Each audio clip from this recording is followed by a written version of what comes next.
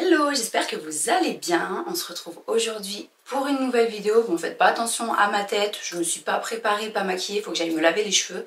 Mais je me suis dit, allez, je filme l'intro comme ça, c'est fait. Ensuite, j'attaque directement. Le but de la vidéo d'aujourd'hui, c'est de lutter contre la procrastination, de nous aider à rester efficace et nous booster un petit peu quand on est à la maison pour avancer toutes les choses qu'on a à faire. Vous allez voir, je vais commencer mon ménage de printemps, je vais faire un bon nettoyage de tout un tas de choses à la vapeur pour bien désinfecter. Je voulais vraiment décrasser certaines choses en profondeur. Voilà, donc j'espère que ça vous plaira, que ça vous motivera. Et si vous souhaitez soutenir mon travail, n'hésitez pas à vous abonner. C'est parti! J'ai commencé par la chambre des enfants. Bon, il y a toujours un petit peu de rangement, hein. Donc j'ai rangé tout ce qui traînait.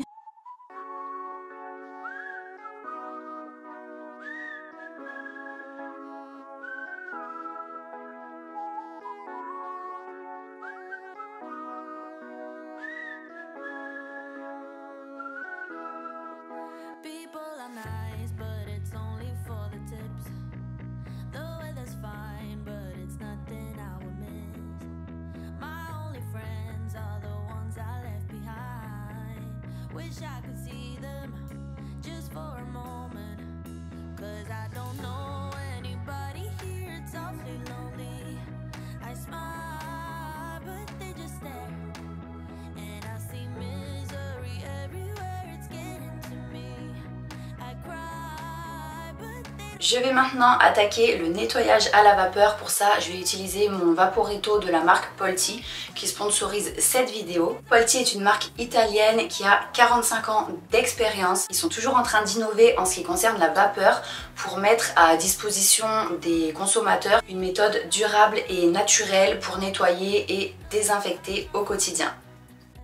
J'ai ouvert mon petit balai vapeur, il est 2 en 1 en fait. Vous avez le balai pour les sols, tapis, moquettes et vous avez un mode nettoyeur portable pour toutes les autres surfaces. Comme vous pouvez le voir, il y a beaucoup d'accessoires, ils ont tous une utilité différente. Donc par exemple, vous avez une raclette pour nettoyer les vitres ou les parois de la douche, une brosse à joint, une brosse triangulaire pour désinfecter les portes. Il y a aussi un petit accessoire qui permet de nettoyer les zones les plus difficiles à atteindre. Enfin voilà, il y a 19 accessoires en tout et le Vaporetto est équipé d'un filtre anti-calcaire qui permet de meilleurs résultats de nettoyage et qui prolonge la durée de vie de l'appareil.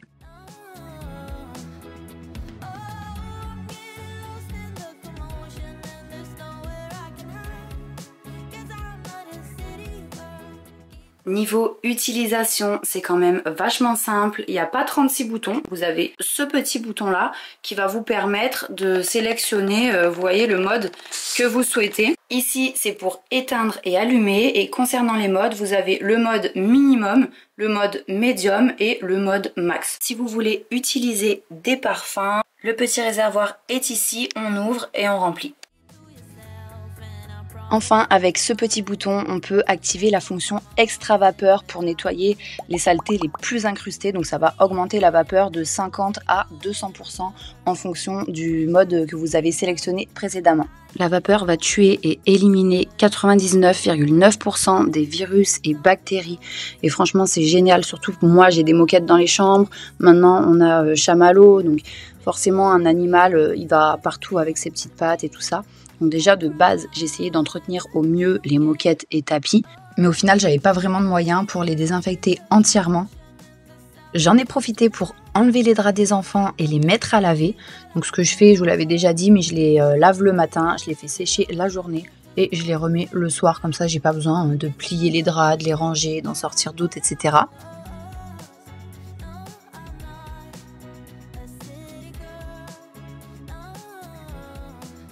J'ai lavé également leurs alaises. Alors ça, c'est quelque chose que je ne lave pas aussi fréquemment que les draps. Mais là, j'avais envie de faire quelque chose de plus en profondeur, vraiment pour préparer aussi mon nettoyage de printemps. Ensuite, je suis passée côté salon. Donc déjà, j'ai enlevé tout le bazar qu'il y avait là, qui restait du matin. J'ai passé l'aspirateur sur le tapis. Donc, comme j'avais fait pour la moquette de la chambre des enfants, après j'ai pas filmé pour que ce soit pas trop redondant pour vous. Mais en gros voilà, c'est vraiment conseillé quand même de passer un petit coup d'aspirateur avant de passer le Vaporetto. C'est comme quand vous lavez votre sol au final, vous passez l'aspirateur avant. Sauf que là, pas besoin de produit et du coup ça va vraiment désinfecter, ce qui va pas spécialement être le cas en passant la serpillière.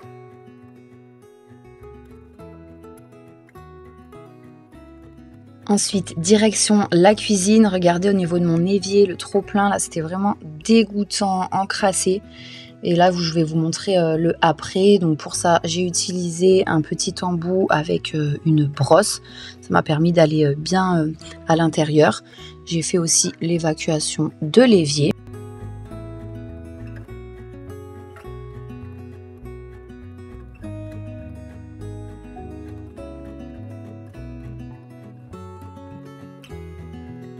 Et comme vous pouvez le voir maintenant, c'est Clean de chez Clean. Enfin, non seulement c'est propre, mais c'est aussi désinfecté, quoi, comme je vous disais. Ensuite, j'ai fait la même chose côté salle de bain.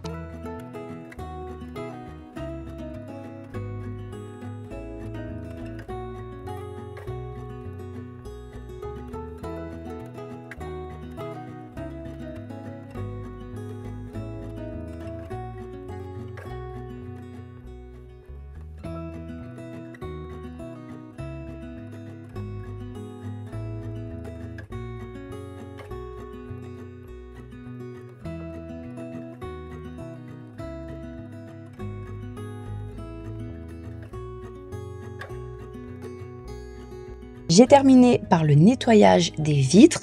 Donc, sur mon miroir de la salle de bain, il y avait plein de traces faites par les enfants. En fait, quand ils se lavent, ils se regardent des fois dans le miroir et là, il y avait une trace de main avec du savon. Enfin, vous voyez, des petites éclaboussures, de dentifrice, tout ce qu'on trouve sur un miroir de salle de bain. Donc, j'ai passé un bon coup. Comme vous pouvez le voir, le résultat est superbe, pas une trace. Ce que je fais quand il reste des petites gouttelettes d'eau dues à la vapeur, c'est que j'essuie avec un petit chiffon microfibre les petites gouttes qui restent et ensuite voilà, c'est nickel. J'ai enchaîné avec les vitres du salon et de la cuisine. D'ailleurs là en faisant la voix off, je suis en train de me voir parler à l'écran. Donc mon père était passé me voir comme ça arrive de temps en temps et on discutait tranquille en même temps que je faisais mon petit ménage. C'est passé super vite du coup.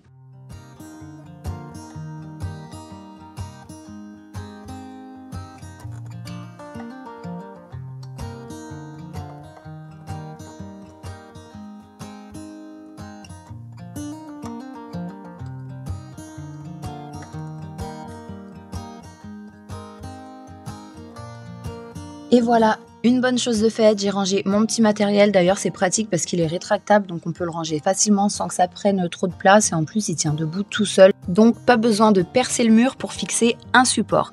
Si vous êtes intéressé, si vous voulez jeter un œil au site, je vous laisse le lien en description et mon code promo Mathilde50 qui vous permettra de bénéficier de 50 € de remise sur le Vaporetto SV660. Donc, c'est le même que le mien. Et avec cette réduction, le prix devient vraiment avantageux.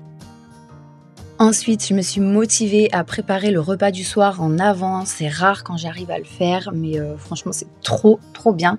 Donc, j'ai préparé une tarte aux poireaux. Il me restait 2 poireaux qui allaient s'abîmer.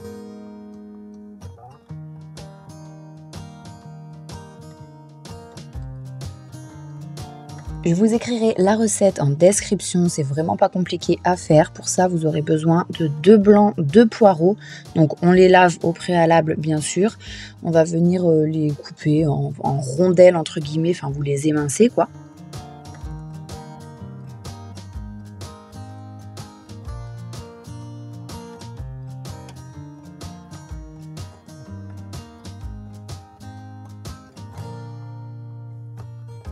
Et ensuite, on va les faire revenir dans une poêle avec de l'huile d'olive. Donc moi, je mets à feu moyen. Des fois, sur la fin de la cuisson, je baisse un petit peu, je laisse sur feu doux. Je mets juste un petit peu de sel, je mélange et je couvre avec le couvercle jusqu'à ce que les poireaux soient fondants.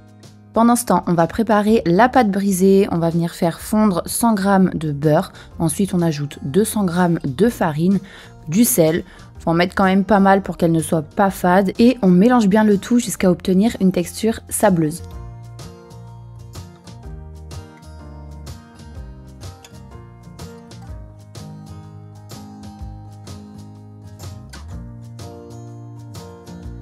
On ajoute ensuite un filet d'eau, alors il faut pas en mettre trop, juste histoire de pouvoir rassembler la pâte et former une boule. Et à partir du moment où on a mis l'eau, ce qui est très important, c'est de ne pas trop travailler la pâte, sinon vous allez obtenir quelque chose de dur, un peu caoutchouteux. Donc ça c'est pas très bon, c'est bien meilleur quand la pâte est un peu friable quand vous mangez votre tarte. Et même au niveau du goût, après c'est pas terrible si vous l'avez trop travaillé avant en fait. Du coup, vous mélangez à peu près une vingtaine de secondes, vous la rassemblez pour former une boule, vous l'étalez et vous la mettez dans votre plat à tarte. Moi je conseille de mettre une feuille de papier sulfurisé, comme ça n'accroche pas. Ensuite on va préparer la garniture. Pour ça on va avoir besoin de 3 œufs. Donc on casse 3 œufs dans un saladier, on ajoute une brique de 20 centilitres de crème liquide entière et on va ajouter 3 à 4 cuillères à soupe assez généreuses de crème fraîche épaisse. Pour finir, j'ai mis de la muscade, du poivre et j'ai bien mélangé le tout. Après ça, une fois que nos poireaux sont cuits, on va les verser sur notre pâte.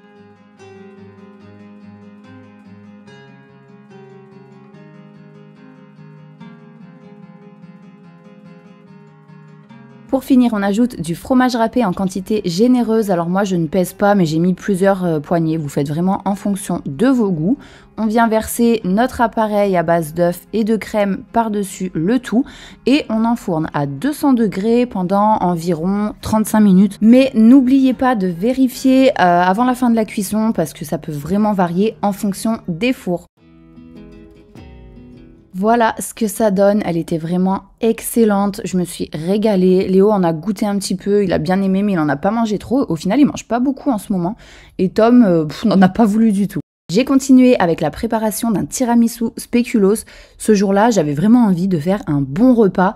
C'est rare quand je fais un plat on va dire fait maison, donc là comme la tarte, plus un dessert fait maison. En général c'est l'un ou l'autre mais là j'avais envie de faire les deux. Comme vous venez de le voir, j'ai séparé les blancs et les jaunes de 2 œufs. J'ai monté les blancs en neige.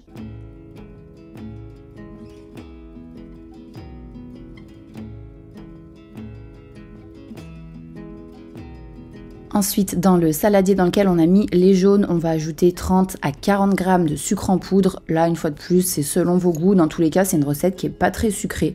Donc vous pouvez en mettre 40. On va venir bien battre avec un batteur de préférence, mais vous pouvez le faire à la main jusqu'à ce que le mélange blanchisse.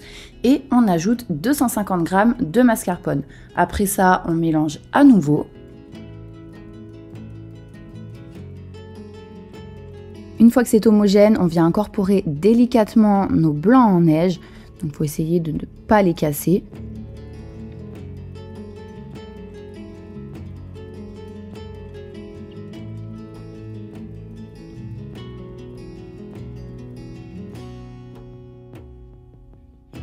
Pour finir, on trempe les spéculoos dans du lait froid et on va venir les mettre au fond de notre moule. Une fois de plus, quantité selon les goûts. Moi, je fais vraiment à l'œil et en fonction du moule que j'utilise aussi. On verse notre crème par-dessus, on met un petit peu de spéculoos émietté à la surface pour la déco, mais c'est facultatif. Après, j'ai recouvert d'un papier aluminium et j'ai mis au frigo jusqu'au soir. L'idéal, c'est de laisser toute une nuit si vous avez le temps de le faire à l'avance. C'est vraiment top. J'ai continué avec la mission sans fin, le linge. J'ai l'impression qu'il y en a toujours en fait. Plus on en plie, plus on en lave, plus on en a à laver et à plier. Comme d'habitude, je ne repasse pas. À la base, j'aimais pas vraiment m'occuper du linge. Mais maintenant, j'ai mis en place une petite routine qui fait que je trouve que c'est même presque agréable. Donc, je me mets quelque chose à la télé. Là, c'était Ça commence aujourd'hui, en replay, quoi. Enfin, je l'avais mis même sur YouTube, d'ailleurs, où je me mets d'autres vidéos, toujours sur YouTube.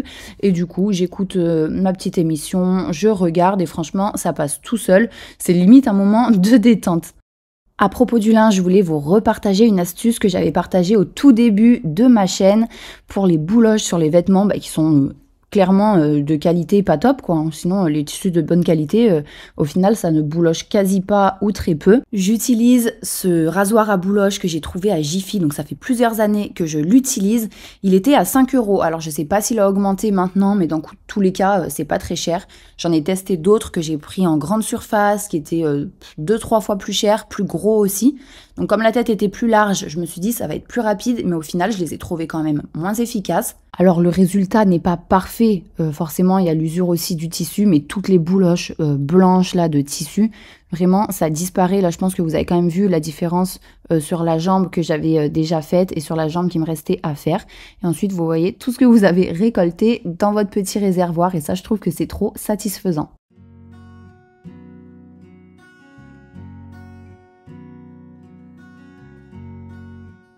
Voilà pour la vidéo d'aujourd'hui, j'espère qu'elle vous aura plu, motivé. Merci à toutes les personnes qui l'ont regardé jusqu'à la fin.